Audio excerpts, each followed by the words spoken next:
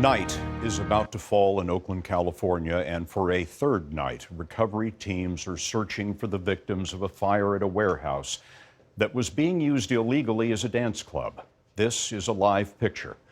And this is our first look inside the warehouse before the fire, as police inspectors checked it back in October.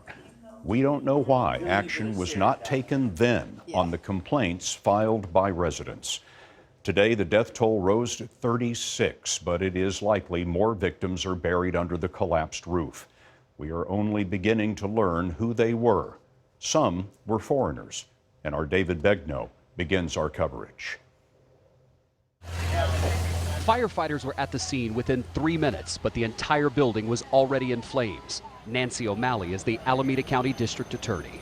The range of charges could be murder all the way to involuntary manslaughter. And until we know what the evidence shows us, there may be other charges if the evidence presents that.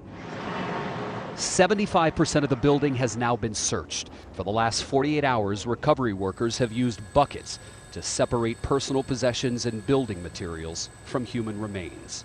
No one knows exactly how many people were inside the space during the fire. The warehouse known as the Ghost Ship was 2 stories tall. There were no sprinklers or fire alarms.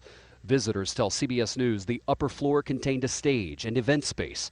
2 sets of rickety stairs led to the bottom level, housing rented RVs and makeshift living spaces. That place was a death trap. Shelley Mack says she rented a trailer in the warehouse for a few months in 2014. She called police at least 3 times to report dangerous conditions. They always run the electrical reports down the back stairway. So when there's an event, they block the back stairway because they don't want people walking down the stairway tripping over all the illegal cords. Investigators just released photos from inside of the warehouse. This one blown up shows investigators you can see the buckets that they use to make some of the recoveries of those human remains. This is one of the multiple pictures released. Scott, 3 of the 36 people have not been identified, and tonight their family members are being asked to preserve personal items such as a toothbrush so that positive identifications can be made with DNA. David Benaud on the scene. David, thank you.